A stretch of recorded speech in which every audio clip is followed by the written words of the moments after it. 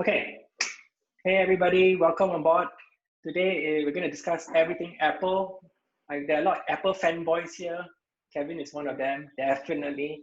Richard Ong is also one of them. Apple forever, baby. Apple forever. So we have Z here with us. Z is one of our guests. He came by TTDI yesterday to say hello to the community. He loves tech and has been scripting full stack on his own, self-learning since September last year. So he was showing me some of his application and some of his projects. Pretty impressive. Firebase, building on JavaScript, connecting to MongoDB. So the cool part about Z. Yeah, I just want to say that, you can learn, there's a lot that you can learn, like just by, looking at YouTube tutorials and like Udemy tutorials that you don't actually have to enroll in a college course. So just shows the kind of powers that we actually have access to. I learned how to do all this through a YouTube channel. That's it. Simple. Yeah, man, open source for life. Yeah. So what we're going to do today is we're going to discuss everything Apple. I think everybody has got a little bit of what's happening in after the last WWDC 2020. So we can just, we can share a little bit about what we learned and then have this open discussion about it. I think it's going to be pretty fun for the next 40, 50 minutes before we call it a day at work now. And I think we can start off by discussing a little bit about what do y'all think about the Apple Silicon chip? Ooh. And what do y'all know about it? So what I heard about it, for those laptop that has the new Apple Silicon chip, there isn't going to be a discrete GPU. It's just Apple Silicon. So it's both CPU and GPU. That's from today, right? I think the news popped up today. Yeah. That's kind of interesting. That means they could maybe bring down the price, which I'm hoping, because the laptop of the MacBook Pro is so ridiculous right now. I don't think they will reduce the price. Yeah, it's just being Apple. So and putting up years of R&D, they have to make back their money anyway. So what we can expect from Apple is maybe have a better performance upgrade, and then a better battery life. I will expect, at least I hope, if let's say they have all the GPU packed inside all Apple Silicon, that means they have more space for the battery, and then the power management will be better. So yeah, that's what I think too. So I hope it's a real legit, like what they promote, 10 hours battery life is legitly like how iPad Pro is promoting, like 10 hours battery life. So that means we don't need to carry our power brick like everywhere, like to go power charger, wall charger everywhere every 5 hours or 6 hours that we need to charge our battery already. So it will be like a real legit, like you carrying an iPad Pro, it will last you for 2 days of usage. That's kind of things that I'm looking forward to. Same here, man. Kevin, I'm like totally on with you. Like, I bought my MacBook Pro for secondhand, right? And my MacBook Pro is a 2015 model going into the new Mac OS. Caused some battery problems for me, so I've never got to experience a brand new Pro, brand new battery, which potentially could last me a whole day without me charging. So in the future, if what you're saying is what Apple is going to go to, right? Us not having to bring a brick with us, that would be so amazing, man. Just carry a laptop with you and go and charge it every night before you sleep. It's just like how you would charge an Apple Watch. Yeah. And 2 more things for me also: fanless and no heat or less heat. Oh, that's the one that I'm looking forward. That means no fan, then no GPU. That means they can pack more battery life inside. They can pack more battery inside. I don't expect it to be very thin. It's okay. I don't mind. It's like they pack more battery than they going with the thinness of it, because at this point I would rather choose the current size of the MacBook thickness, but way more battery life than what we expected to have. But knowing Apple, maybe they will slightly slow it, thin it down. Bring back this guy.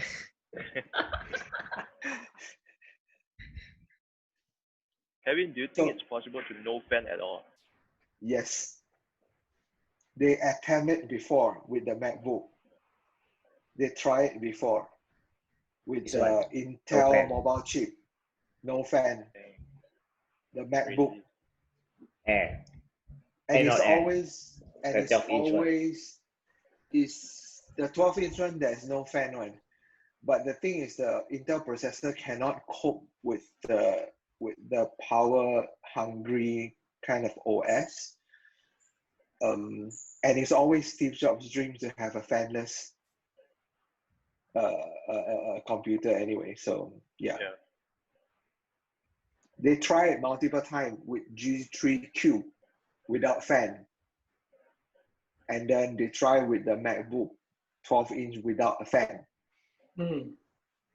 So yeah, it's clearly the way that they got no fan. You got no fan. You got no fan, no GPU. You got nothing. You just pack everything as battery. Yeah. Interesting. So,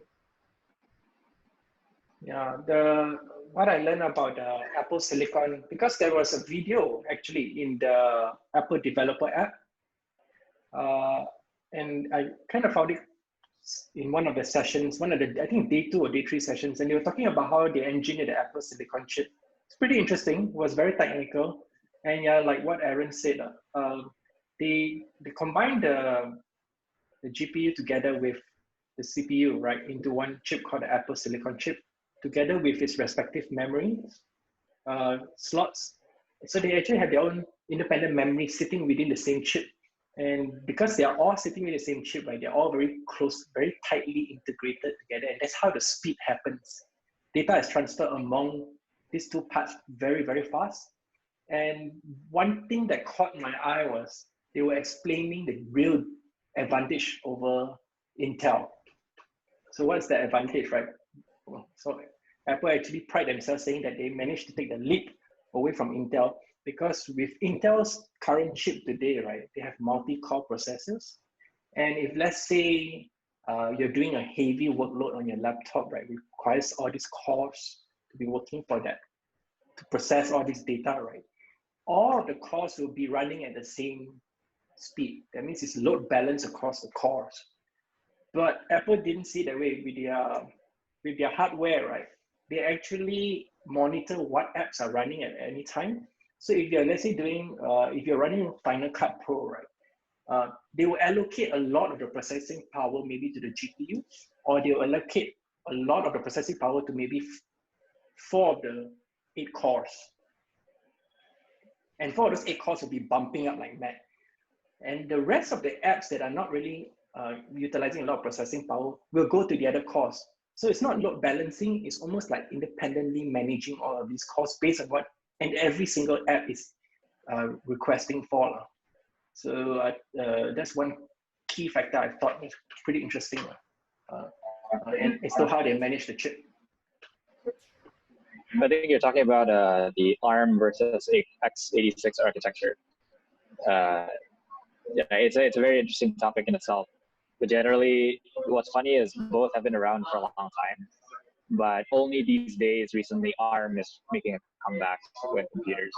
So I think that's going to be interesting to see. I think competitors ideally will follow if ARM is better performing eventually. But the problem is it doesn't, of course, support x86 architecture, meaning a lot of apps that do depend on this architecture won't work on the ARM architecture. So I'm just curious what that's going to mean for apps for legacy apps, for users using those apps, and they want to migrate their apps and things like that. But I guess the best thing that I look forward with this architecture is you could technically natively run an iOS app on this ARM architecture under this new chip without a simulator. So I think that could be quite interesting for developers for sure. I think Apple already introduced the Rosetta 2 to convert all the x64 application directly. And I think on the keynote, they demo actually a couple of apps that's running on Rosetta 2. So it looks promising to me, at least at the surface point. I don't know how many apps are compatible, like truly get through to the performance. Like for example, they received the developer transition kit, right? So the Geek benchmark is out. So they're talking about maybe their performance drop about 20 to 30% if they're running on Rosetta. So the Geek benchmark showing on the Apple Silicon, it's not really Apple Silicon, it's A12X, right? No, Yeah, A12Z. It's the I think latest, it's only for transitioning, right? Yeah, latest iPad Pro processor is on par with current MacBook Air. So I was really looking forward end of the year. So I'm holding back. So I'm going to get a new MacBook Pro or MacBook, whatever they're going to come up with later this year. I thought you already got a new MacBook Pro. You predict it's going to be this year. They already said this year. I think release might be next year, though. I think announcement might be this year. I'm not sure. The supply chain is a mess right now, right? So I was hoping that they can come up with something. Then I can change again, right? I have more excuse to change. Although I just bought one. It's the same mentality with my brother. He just bought the 16-inch, and he's like, I wanted to wait for it, but it's just too long because he thinks it's going to be next year. It's just too long because I was about to buy I was about to buy when they announced it. Then I just felt like if I need to wait for another 6 months, and then probably when it comes to Malaysia, sure, it's gonna be like January, February. So it's just like okay, never mind, I'll just buy one first, then I'll decide like before I change, then I'll change again. Yeah, my brother's quote is But the only things I'm looking forward is the app ecosystem. What is the app ecosystem? You imagine all the iPad apps and iPhone apps you can run on your Mac. Yeah. So literally, like you don't really because there's tons of iPhone apps and iPad apps. It's like Procreate, all these creativity tools and all these things, they all run natively on that. So without any compiler and anything. And then the Mac App Store will be very fun. I'm curious about the interface change because they did announce with iOS 14 the iPad OS for mouse to cursor, how it's different from normal cursors. I'm curious how they're going to translate a lot of that into Mac interface. And hopefully shortcuts are still supported. I think that's like most important. The mouse to cursor, because right now iPad Pros you can connect the keyboard to it, right? And with the keyboard comes with the touchpad, right? And the technology that they had, the design that they had to put into that cursor alone is crazy, right? Did you see the video? The magnetism, 3 cursors overlaying each other, one on the screen, one at the app level, one in between, all functioning differently just to predict where your fingers will actually go to kind of predict where is your next touch point. Oh my God, that was amazing. And then you know when the cursor, it moves through like a bright area or a dark area, the cursor will invert. Yeah. Oh Crazy. My God, that is insane stuff. I can tell Richard is highly in love with all this. The passion is felt from here. Oh, I just feel like someone cares for me a bit. Someone wants to milk your money. Yeah. So what else have you guys heard about the new in WWDC besides the iOS 14 or anything interesting that you all thought would be good to talk about? I think biggest for me was again the OS X11, which is OS 10 has been there since the beginning of time. It's been there, I don't know, for a long time, and it hasn't been updated. But now we're jumping from 10 to 11, which is a major hoop. Although from the UI perspective, it doesn't look different. I do have comments on how the icons look ugly as hell, but I'm not sure if you've seen the icons, but the new icons are hideous in my opinion. So hopefully they do Around change the that. corners. I mean, no, I think the most tedious one is the battery battery one. icon. Yeah, that's like a meme these days. Yes. So that's what happened after Jonathan Ive left. Yeah, you get all this nonsense. Good. Yeah. Good point. It's like halfway between the neumorphic. Yeah, No, that thing. Yeah. It's a halfway there of skeuomorphic and a flat design. So they call it neumorphic design. Yeah, and it's ugly. So yeah. So I just hope I hope we can always change the icons. That's a good news. Like we can customize the icons, but I hope the default will be much better. Well, when they introduced iOS 7, everybody complaining the icon is so ugly, and then now the icon is still the same, and we don't complain. Let's get used to it. But I think I guess the problem is just being half and half, right? Like flat is like completely different, right, from the previous ones. But now it's like half and half. I guess we'll see people's sentiments change.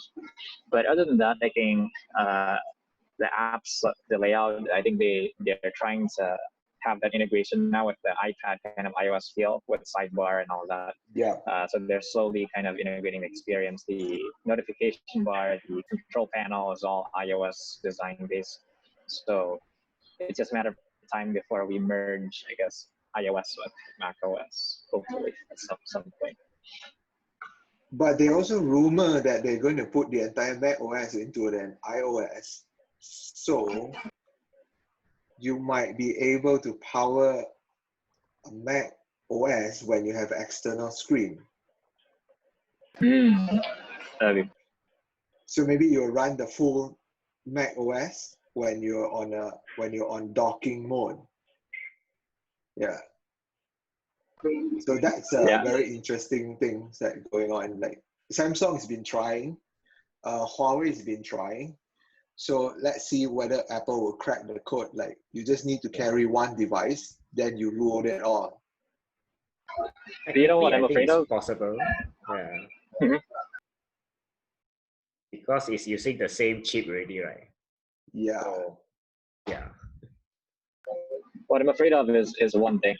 Apple is notorious for their bad documentation. So all of this stuff, right, is a lot of new APIs. Their existing APIs are not well documented. So imagine how, I hope it's not going to be bad, because I think really this movement requires developers to come in and migrate their apps to the latest APIs so that users can take advantage of the cool cross-platform and features. So I hope that they invest in that so that the migration is going to be smooth. Otherwise, developers are going to complain, and then no one's going to migrate anything, and the consumers won't kind of feel the difference. It's like if you remember Force Touch, they're now killing Force Touch because users don't seem to be using it enough. So developers also are not using it, in their apps because they're lazy to integrate that. So yeah, that's just my thought on fear on documentation there.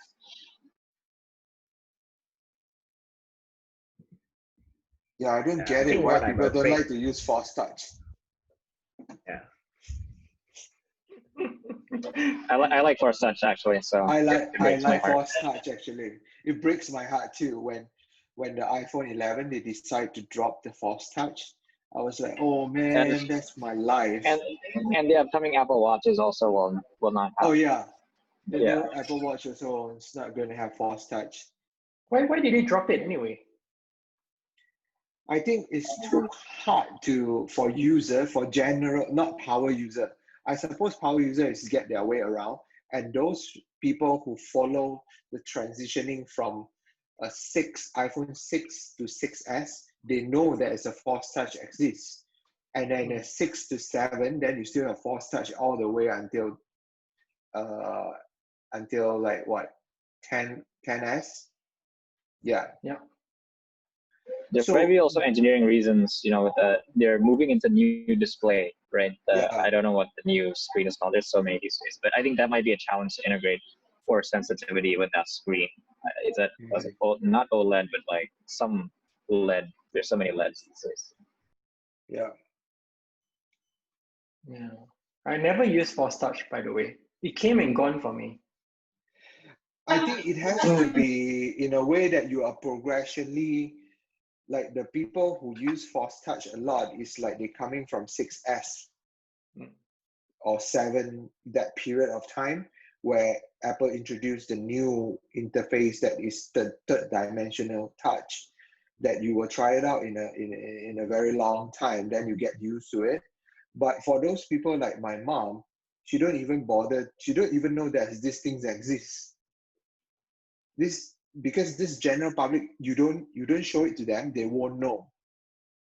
And this force touch is very, very hidden. Like you just accidentally touch it.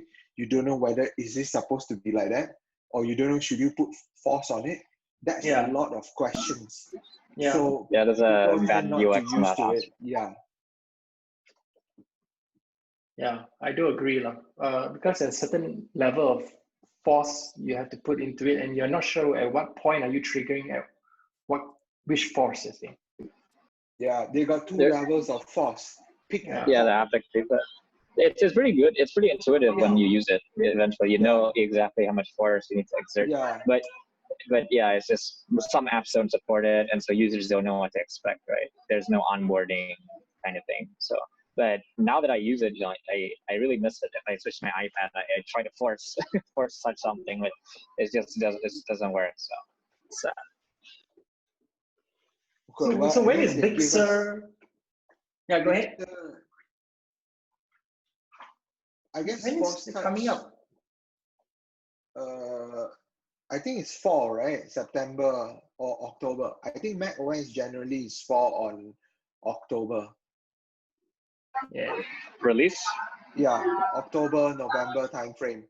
But iOS generally falls on September. With the new iPhones coming out. With the new iPhones. But I don't know whether they got delay or not. And that's version 11, right? Big Sur is considered version 11.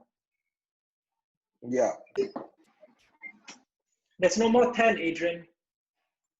OS 10 is the past. I just hope it doesn't break all our development tools, because as developers, it's always a nightmare. I'm always afraid of upgrading my OS because it's always going to break some terminal shit or whatever, and then you can't code anything and you're dead. Because Big Sur has a lot of widgets, right? I think that's iOS. No, Big Sur also got widgets, but the thing is the widget's still hiding at the control panel there. So, and it looks exactly like the iOS widget. It's just that, I don't know. But widgets exist already right now, right? Yeah, it's also hidden in the control panel. Yeah, I think they just redesign it a bit. I hate it why they hide it in. Exactly. Yeah. Yeah, I can't wait. I was running on the previous OS. I didn't know Catalina was out until just like a couple of weeks ago. I just upgraded to Catalina. Huh? Yeah. Okay. And I'm like, oh, and then I should have done this earlier. What the hell? I thought Apple has a really forceful approach to updates that they keep reminding you like. No, I did see the updates. They keep reminding you. Yeah, I did see the updates. I was like, okay, and tomorrow, remind me tomorrow, remind me next week, remind me tomorrow. I didn't know it was an actual OS upgrade to Catalina. I was like, huh? No chance. Did you notice any development tools breaking? Because it should break a lot of your stuff. No. Catalina. Catalina uses Zeesh now instead of Bash. So if you have any custom aliases, for example, like Python scripts, brew, you'll need to double check on those eventually. Because yeah, those things definitely, it took me a lot of time to just fix all those. But I think it's cleaner using Zeesh now. Zeesh is now the default terminal. Oh, the terminal is different now? Terminal. Yeah, so it used to be just Bash, but now it's Zeesh. Thank God I already switched that before that switch. Yep, exactly right. I just needed to copy the profile. So that was cool. I think there's one thing I like about Mac OS is you can do everything through terminal. Like you literally can off their gatekeeper security. Oh no, my green screen is down.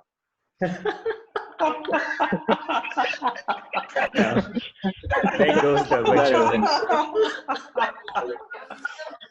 I thought it was an animation, but I was holding back my laugh. It was terrible. No, I thought someone was entering your room and like, but it's. I actually thought it was a wallpaper. It's actually a green screen.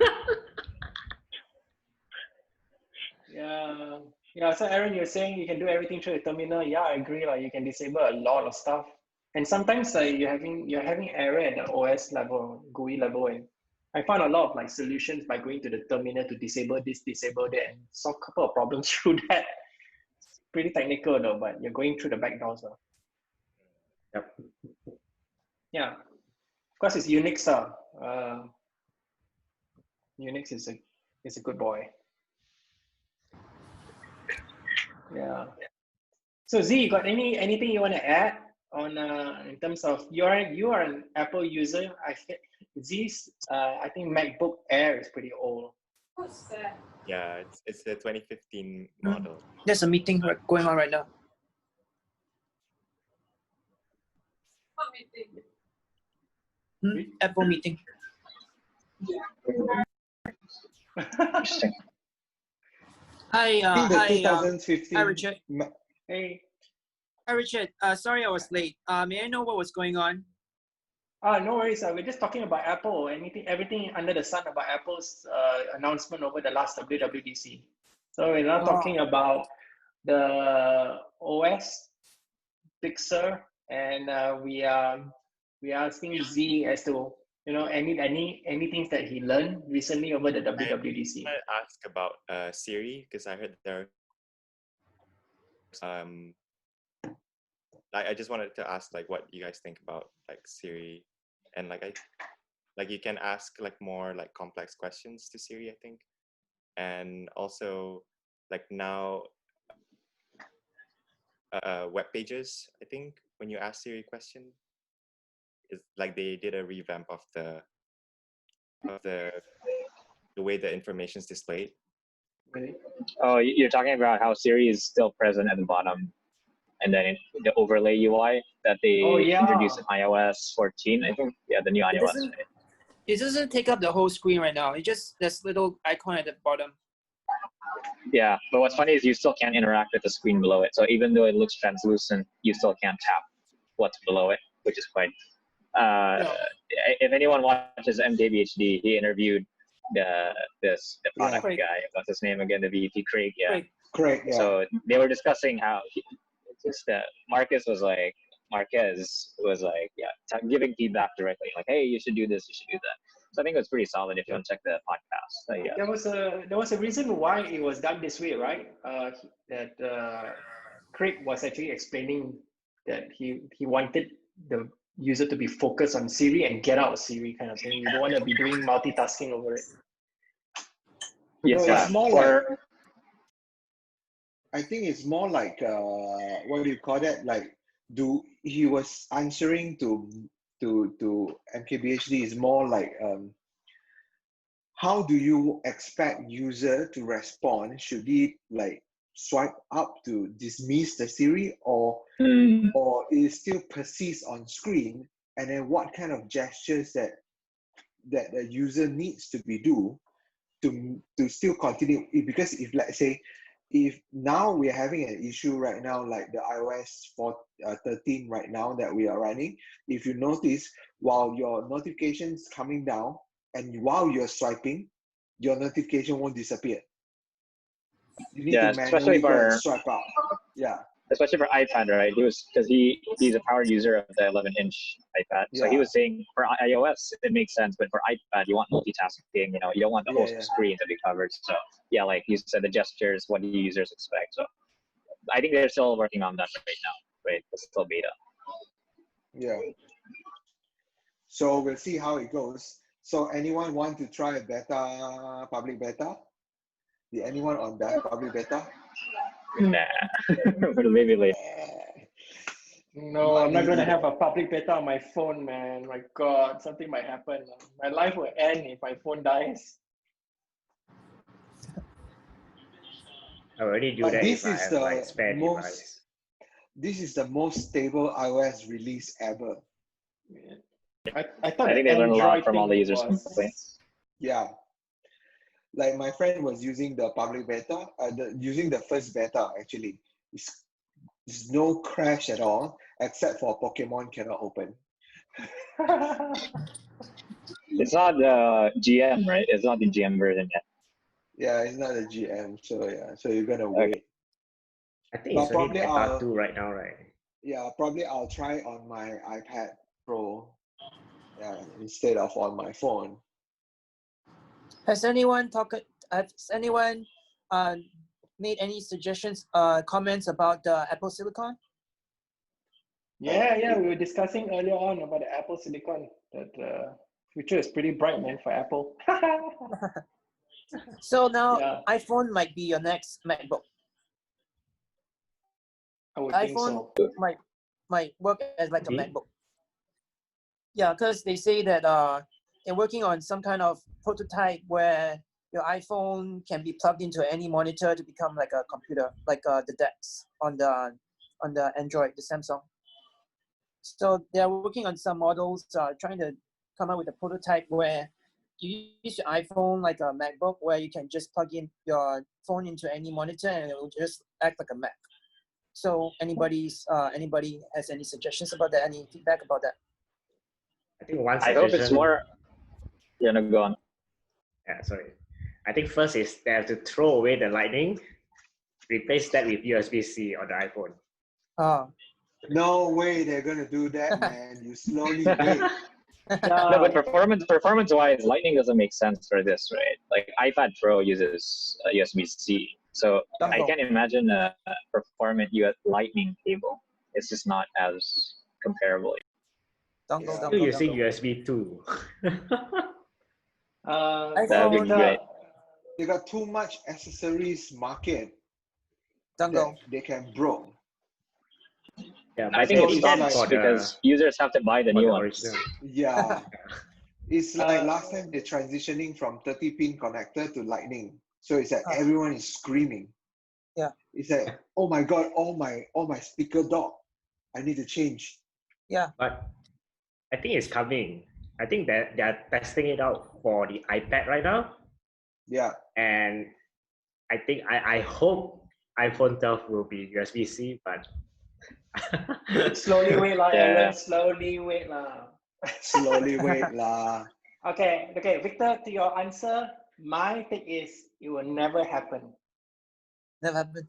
Okay. Yeah, because if you look at it, right, you got your phone with you, right? First of all, you want to make it into a Mac, right? Oh, you need to buy a monitor. Now, the monitor, if you're going to get Apple's monitor, you'll probably be broke before the end of the year. So you'll buy another monitor, maybe Samsung. Now, you're hooking an Apple to a Samsung. Then the second thing they have to worry about is, okay, what about the keyboard? Well, okay, you want to buy an Apple keyboard, it's expensive. So you buy another keyboard and hopefully it will work via Bluetooth. So if you look at the setup right here, right, all the inconvenience to put everything together to make it into a computer and the different brands that is surrounding the Apple brand, the experience is really not that good.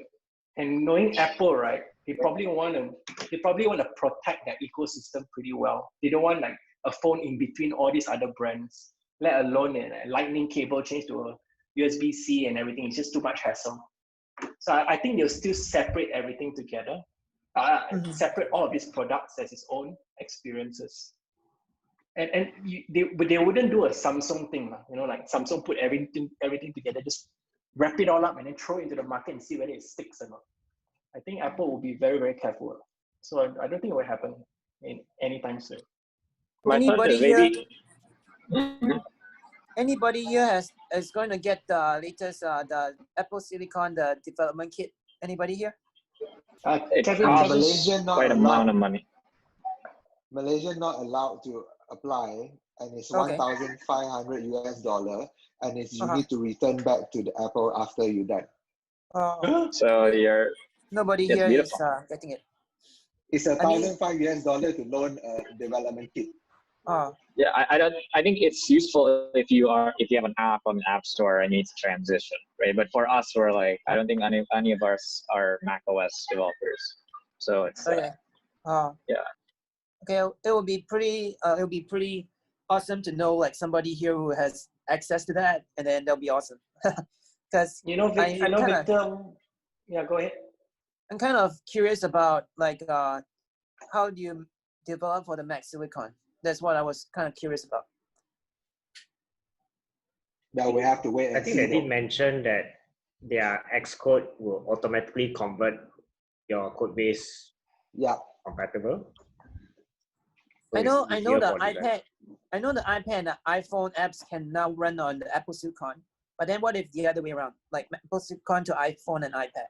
That's my question. Can the apps on the Mac OS now run on the iPhone and the iPad? Because I know that the iPad and the iPhone apps will run on Apple Silicon MacBooks. You see, So in from- program, Adrian, go first. Okay. I don't think so because they need to migrate a lot of the APIs. So right now on Mac OS, you use something called Mac OS Kit or something like that. App Kit, sorry.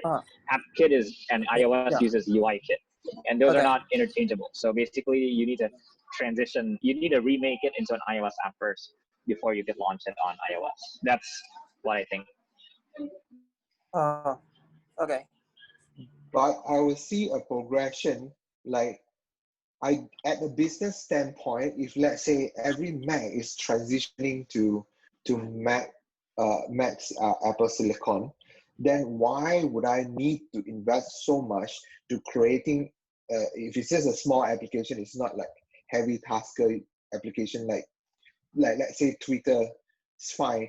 Then why would I need to create a Mac OS app separately? Why don't I just get it compiled and run into the Mac OS rather than I do it another way around? It's same like currently the website's doing. Like we are designing website for mobile, then we progressively add more elements for desktop. Right. That's how it's supposed to go. Rather than you design for desktop, then you mobile. It's not mobile first. It's not mobile friendly anymore. It's more like a mobile first, and then you progressively add and more functions for desktop. Yeah. Yeah, if they're doing it properly, I think a lot of devs still ignore that. The thing is, if you look at the Mac App Store, it's not as many apps that we can get from the Mac compared to the iPhone and the iPad. I don't know why people do not want to develop for the Mac, and they develop for the iPad and the iPhone, but the Mac App Store has very, very little apps. I have no idea why. Anybody can give any comments about that? It's the sandboxing security issue. Okay. Yeah. I've developed Mac OS apps before and launched them to the App Store. And generally the process is quite different. Security, as Kevin said, is very different. The API is also way less documented and way older, meaning you got to use some ancient code that interfaces with maybe C, C++.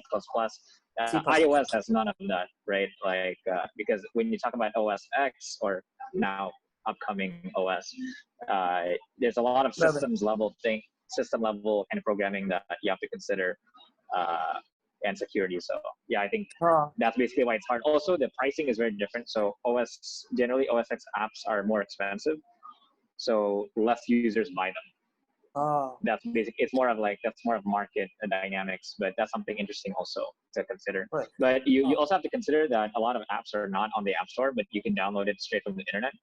That's another thing that Mac OS allows you, right, to download right. straight away the binary from online, while iOS has no way whatsoever to unload to load an app without the App Store. Oh. Unless you jailbreak it. So the new iOS, I think, will prevent jailbreaking forever. So it might be the end of jailbreaking. How do you Unless do some that? other hacker comes and jailbreaks the second time.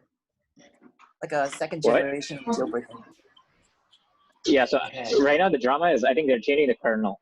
So yeah, and it's, you know, Apple is being very, very picky on security. The brain There's is going always to somebody- version 2. Yeah, somebody's gonna come up with another way to break it. I got a feeling Apple is creating a human brain with the Apple Silicon chip. So The get ready the for jail- another AI. the jailbreaking community, if you follow them, they're actually quite sad. So I haven't seen any optimism on the iOS version. So they're so far the experts seem to be pretty solid that, you know, jailbreaking is not gonna survive much longer. But I guess we'll see. You know, some innovator might do something about that. Who knows? Some hero amidst the tyranny of Apple. So guys, we got like 11 more minutes left. Right? Let's just talk about what will happen in the remaining parts of the year. What do you think was going to come out? I know there's going to be a new phone, right? They're going to say it's going to be like a flush sights and I can't wait. you know, like what's it called? What Chevrolet happened? Ages. What do you think is going to come out at the end of the year? What hardware? Woo-hoo-hoo. I think What happened to the Apple Car? more rumors about Apple AR glasses. So we know that it's in the works. Oh yeah. But we don't know. We need more information around, you know, how you interface with it. We know that it's going to be using your phone as a main computer, but we don't know much beyond that. So I'm curious to see how that's. It's more like, I think they will do it like how they introduce the first iPhone or first Apple Watch before the FCC approval or anything, so that they can show it to the public first before they show it on the people discover it on FCC website. So I think they're pretty much like it's going to launch it way ahead of what they're supposed to deliver the day. Like how they introduced the iPad as well. Like there's a 6 months gap or 1 year gap, so that people won't start to dig up more information. So what's the difference? What's the difference between this one and the Google Glass? I mean, the Google Glass bombed like really badly, but so what's the difference? Like, how are they gonna succeed with the Apple Glass compared to the Google Glass? It's Apple, so they will make it work. Yeah, I think because Apple knows about like fashion, and you know they hired a lot of fashion designers and all that just to help with, like, for example, Apple Watch and things like that. Google marketed it as a geeky thing, so geeks love it. You know, developers loved it and like thought that they looked cool, but to the outside world, it was like, oh, that's a geek kind of thing. You know, but we'll see how Apple does it. Another big factor is actually the pricing. So Google Glass and HoloLens are ridiculously expensive. No one can afford it. Now I heard rumors that the Apple Glass is going to be like what, $299 USD? Cost it. That would be sweet. Your iPhone, right? Yeah. Well, so if they can create another like AirPod, then it's a success for them. It's a successful product. If they create another iPod, then they can successfully do it. The thing is, like what I read somewhere, that the rumor says that because Google Glass failure is because of the people concerning the privacy issue, because they got camera inside, and I don't think the market is ready for it. And but what Apple did was, actually, rumors say they're going to have a LiDAR sensor instead of camera there. Infrared? Yeah, the LiDAR sensor on the new iPad Pro, that they're going to squish it smaller, so then they can do a better AR to track all these things. Oh yeah, AR is going to be quite dope on that. I still believe in AR than VR though, so yeah. For sure. VR, I think, is a dead movement. I think the biggest like Achilles heel of all these devices is the battery. Like Are you going to carry like a big power pack in your glass? Yeah. Some say that the Apple is going to come out with VR first, then the AR is going to come out. I don't know. No, I don't think Apple is going to come out with VR because Tim Cook is stressing since 5 years ago. He keeps stressing about AR. They never bother about VR because what Apple means for people is still connecting people and is still human, very human-oriented company. And it's always about liberal art and technology merging together. If you're just purely running a VR, that means you strip away the human interaction, human connection. All these things are stripped away. So that means you don't have you just go to the edge straight towards the technology side. You don't have the liberal arts in between, the intersect they're always talking about. That's why Tim Cook always stressed about AR, and they invest a lot in AR. Yeah, the APIs are pretty solid. Last time I used it. What about the widgets? Anybody like the widgets for the Apple, the iPhone? Oh my God, when I first saw it, I was like, what? Android?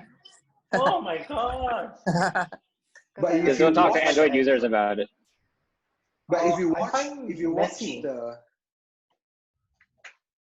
watch the video from The Verge, right? The Didi do a thing for how Apple taking approach on the widgets is completely different from what Android was doing. If it's just a normal user, you can still use your iPhone as it is. Like normal, you just have grids of icons and things like that. If it's just a power user, you can just do more things on it. So rather than just like introduce you a mass of crazy shitloads of things that you don't understand. So if let's say my mom's upgrade to iOS 14, probably she won't do a widget because she doesn't know what is it. But for us, we'll go excited. Whoa, widget! We're going to do all these things. It's very carefully orchestrate the things on see how things progress. I think what will happen is whatever widgets you put on your phone, you will see the same widgets displayed on your Mac kind of thing. Like there'll be like this continuity type integration going forward. It seems that way already.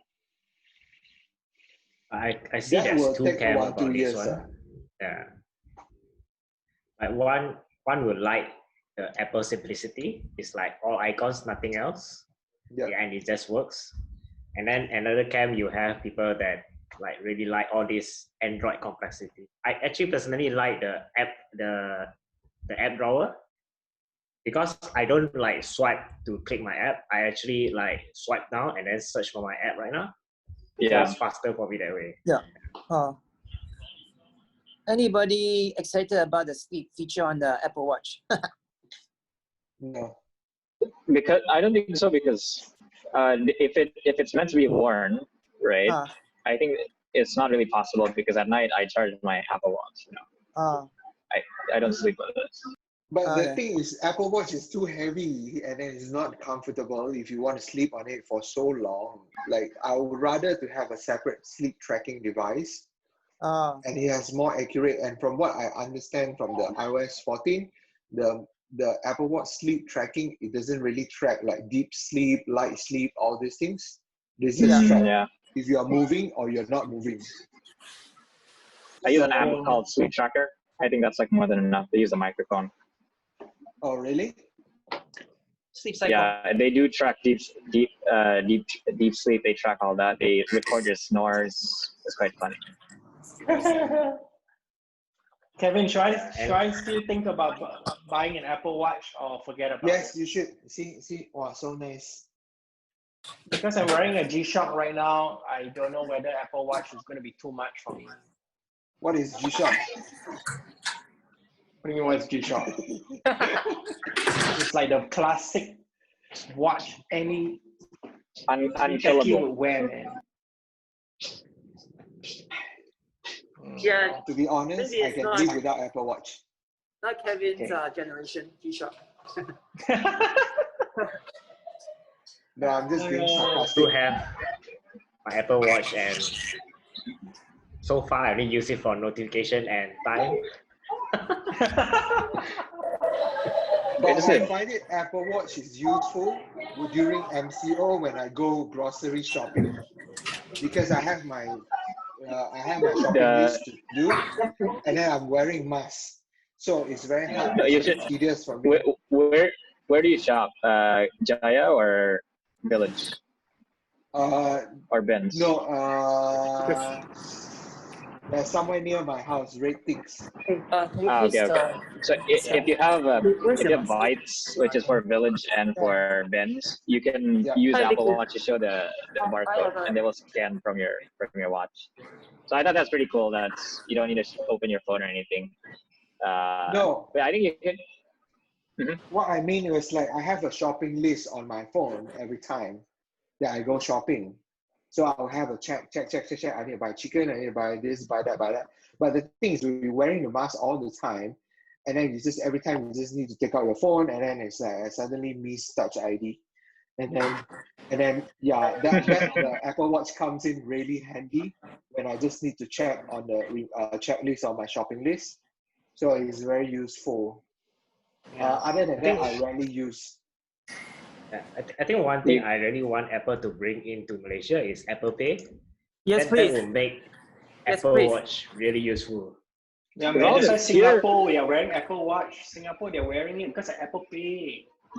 Yeah. I think wallets are a next step ahead. My friend working in Maybank, they were doing the touch and go integration and stuff like that. The reason why Apple did approach them, the reason why they don't go on board is because, you know, Apple's being Apple, they want to charge a ridiculously high amount of loyalty. And then plus, the market is not really like full on like Singapore. Like Singapore, you go everywhere, everyone's using iPhone. It's just that Malaysian is not generally a mass market for Apple that much yet. So I don't think they have a much leverage to talk to those bankers that, okay, I have 10 millions, 20 millions, or 100 millions of users using iPhone right now. Would it be great like if you can integrate the Apple Pay with the banks? It's more on leveraging power and consumer market. Yeah. All right, guys, it's 6 o'clock sharp. We can conclude our Tech Bonfire meeting. It's been an amazing sharing session.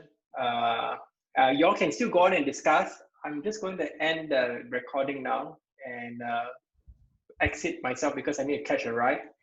But it was a pleasure talking about Apple, man. Really appreciate it. Yeah, same. I wish they have HomePods mini. Oh, damn. Because it's like I need a few more HomePods around my house. So yeah. So right now you're like the only guy who owns You're like the only guy I know who owns a HomePod.